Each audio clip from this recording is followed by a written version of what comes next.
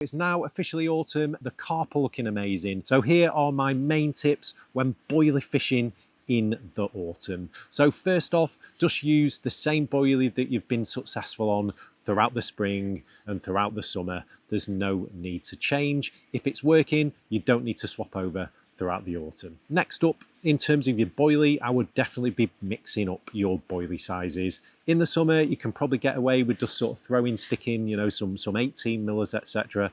But in the autumn, using a really good mixed size of boilies is great. And the reason why is because basically you're probably going to be spot fishing at that time of year, maybe in the silt, etc. So using maybe 10 mil, 12 mil, 15s and 18s, and a load of crumb will keep those carp grubbing about on your spot for hours and hours and hours.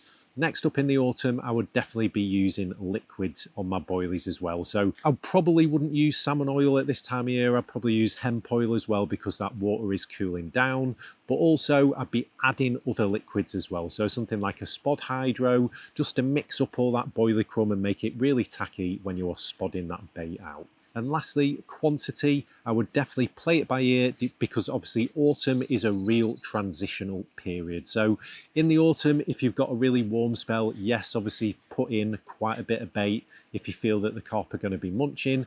But as you get towards the back end of autumn, I would certainly be tailing off the amount of bait that I'm using. If you still want to put bait in at that latter end of the autumn period, I would certainly be washing out my baits before I actually arrived at the lake. And the reason for that, it just means they're a little bit more digestible. The carp don't have to sort of burn off loads of calories when they're chewing that bait, and it can just pass through them that little bit quicker. So those are my main tips for boilie fishing in those autumn months.